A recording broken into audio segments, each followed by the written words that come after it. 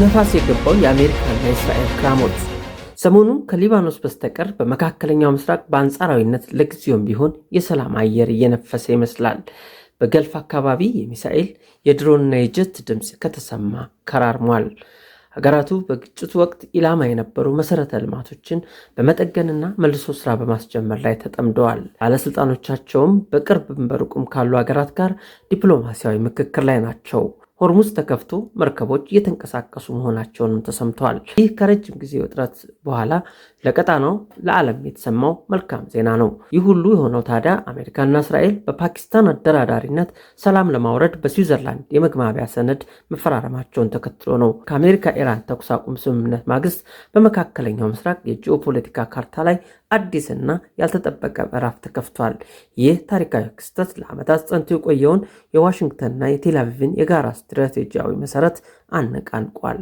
ከዚህ በታች በፕሬዝደንት ዶናልድ ትራምፕ እና በጠቅላይ ሚኒስትር ቤንያሚን ኔታንያሁ መካከል የተፈጠረውን ሰሞነኛ የፖለቲካ ፍጥጫ፣ የተለዋወጣቸውን ጠንከር ያሉ ኃይለ ቃሎች፣ የሀገራቱ ባለስልጣናት የሰጧቸውን አስተያየቶችና የሁለቱ ሀገራት የወደፊት ግንኙነት አቅጣጫ የሚዳስስ ትንታኔ ይዘን ቀርበናል።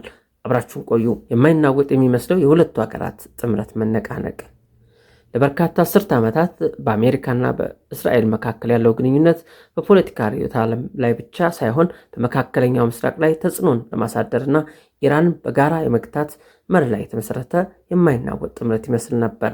በተለይ ዶናልድ ትራምፕ በመጀመሪያው ፕሬዝዳንትነት ዘመን ለእስራኤል እልል በቅምጥ የሆነላት ነበር። ዋሽንግተን ኤምባሲዋን ወደ ኢየሩሳሌም በማዞር እና የጎላን ኮረብታዎችን የእስራኤል አካል መሆናቸውን እውቅና በመስጠት ለቴል አቪቭ ያላትን ፍጹማዊ ድጋፍ ታማኝነት አፍሳብታለች። ይህ ሆነው ደግሞ በዶናልድ ትራምፕ ውሳኔ ነው። ኢየሩሳሌም በእስልምና ክርስትናና ይሁዲ እምነት ቅድስት ከተማ ተደርጋ ትወሰዳለች። ይህች ከተማ በእስራኤል በፍልስጤም መካከል በባለቤትነት እያጨቃጨቀና እያጋጨም ጭምር ዛሬ ላይ ደርሷል። እናም በዚች በታሪካዊቷና በቅድስቷ ከተማ የዓለም ሀያሉ ሀገር አሜሪካ ኤምባሲዋን ከቴል አቪቭ ወደ ኢየሩሳሌም ማዛወር ማለት ለእስራኤል የባለቤትነት እውቅና ማህተብ ተደርጎ ይወሰዳል። የትኛውም ሀገር ያልደፈረውን ውሳኔ ዶናልድ ትራምፕ ወሰኑት። ትራምፕ ገና ከጅምሩ ለእስራኤል የሚመች ፖሊሲ ሲከተሉ ቆዩ። ሀገራቱ ሁልጊዜም በፖሊሲና ስትራቴጂያቸው ተናበውና ተመካክረው እየሰሩ ዘለቁ።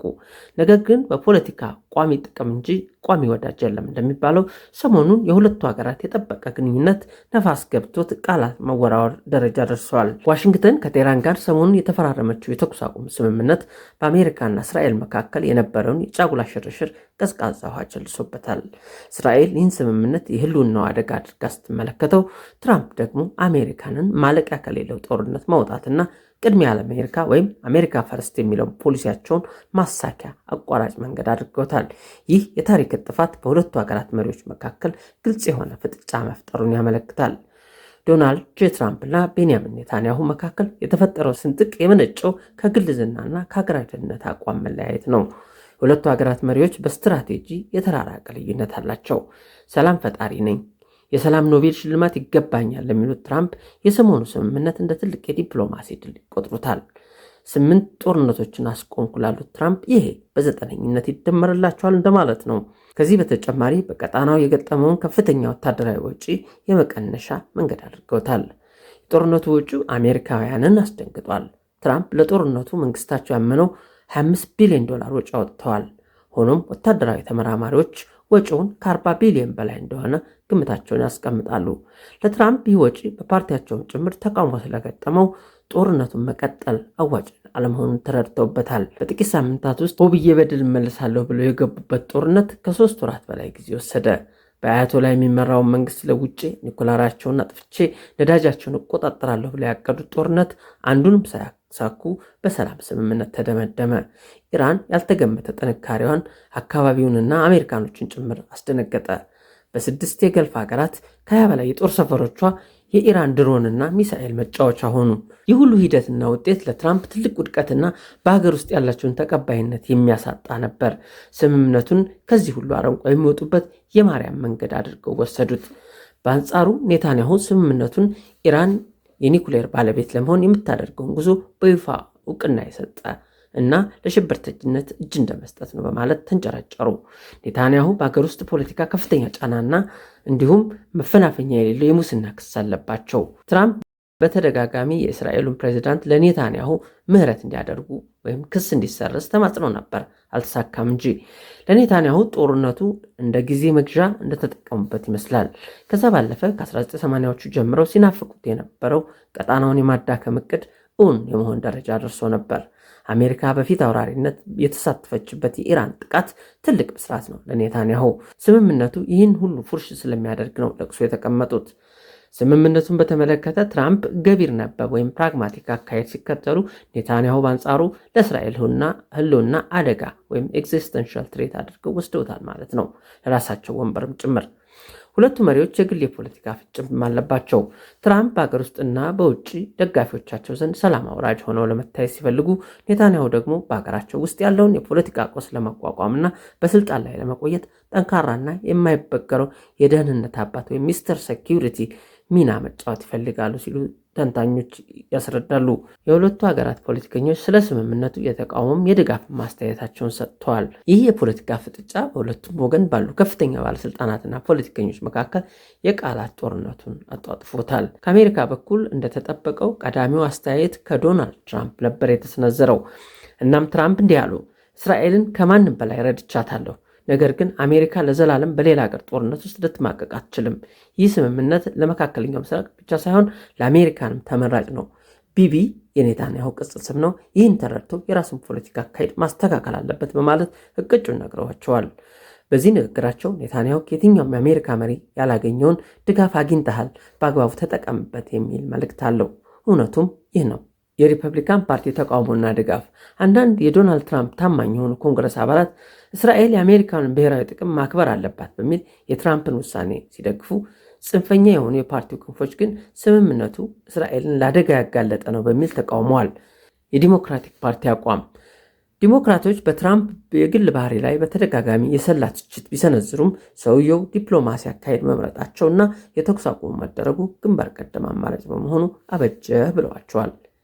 የእስራኤል ወገን ቤንያሚን ኔታንያሁ ስምምነቱን አምርረው ተችተውታል። እስራኤል ራሷን የመከላከል ሉዓላዊ መብት አላት። ከኢራን ጋር የተደረገው ስምምነት ወረቀት ላይ የሰፈረ ቀለም እንጂ የቴህራንን አጥፊ ዓላማ አይቀይረውም። ዋሽንግተንም ሆነች ሌላው ዓለም ቢትሆን እስራኤል ያለማንም ድጋፍ ህልውናዋን ከማስከበር ወደኋላ አትልም በማለት የአሜሪካንን አቋም ለውጥ ወርፈዋል።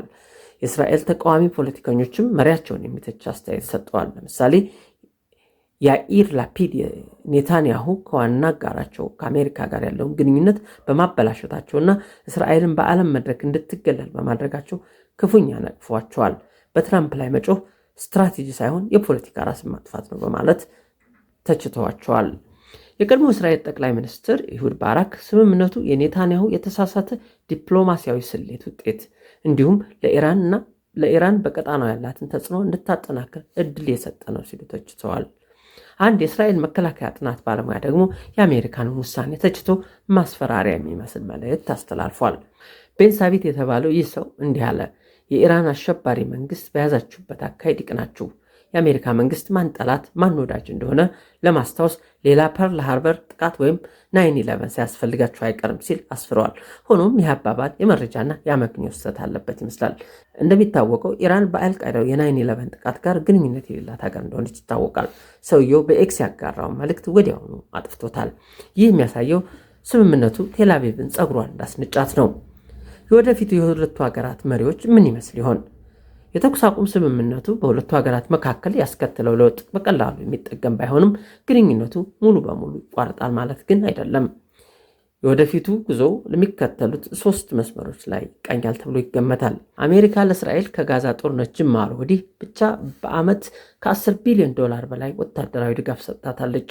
ይህ በሌላ ወቅት በየዓመቱ ከሚሰጣት 4 ቢሊዮን ዶላር ተጨማሪ መሆኑ ነው። አሁንም ወታደራዊና የደህንነት እርዳታ የአይረን ዶምን ድጋፍ ጨምሮ እንደቀጠለ ነው። ይሁን እንጂ ዋሽንግተን ይህን እርዳታ እስራኤል የምትወስዳቸውን ወታደራዊ እርምጃዎች ለመቆጣጠሪያነት ልትጠቀምበት ትችላለች። ሁለተኛ፣ የዲፕሎማሲ ሽኩቻ። በተባበሩት መንግስታት ድርጅት እና በዓለም አቀፍ መድረኮች አሜሪካ እንደ ቀድሞ ለእስራኤል ድምፅን በድምፅ የመሻር ቬቶ መብት ከለላ የመስጠት አዝማሚያዋ ሊቀንስ ይችላል ይላሉ። ይህ በተለይ እስራኤል ስምምነቱን የሚያናጋ እርምጃ ከወሰደች ነው። ስለሆነም ከዚህ በኋላ እስራኤል በትልቁ መድረክ በቀላሉ የአሜሪካንን ድጋፍ ላታገኝ ትችላለች። አለዚያ የመካከለኛው ምስራቅ የምትወስናቸው ውሳኔዎቿ ከዋሽንግተን ፍላጎት ጋር ለማመሳሰል ትገደዳለች። እስራኤል በዚህ ደረጃ ለሌላ ሀገር ሸብረክ ትል ይሆን ወይስ ትራምፕን እጅ መጠምዘዣ ካርድ አስቀምጣ ይሆን? ጊዜ የሚመልሰው ጥያቄ ነው። ሶስተኛ፣ የመሪዎች መቀያየር።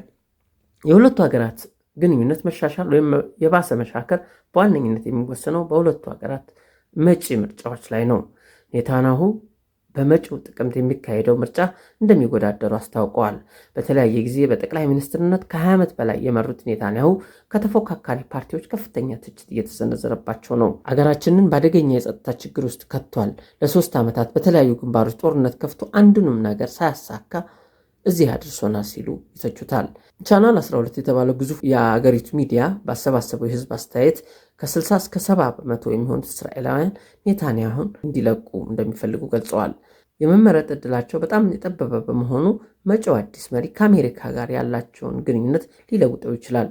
ይህ የሁለቱን ሀገራት ግንኙነት የሙቀት መጠን ሊለውጠው ይችላል ማለት ነው። ማጠቃለያ፣ የአሜሪካ ኢራን የተኩስ አቁም ስምምነት ለአሜሪካ ስትራቴጂክ ሽግግር ማሳያ ሲሆን፣ ለእስራኤል ደግሞ መጪው ጊዜ አስፈሪና የመነጠል ስሜት የሚፈጥር ይመስላል። በትራምፕና በኔታንያሁ መካከል ያለው ፍጥጫ የመሪዎች የግል ፖለቲካ ፍላጎትና የሀገሪቱ ብሔራዊ ጥቅም ሲጋጩ የሚፈጠረው የመሬት መንቀጥቀጥ በግልጽ ያሳያል።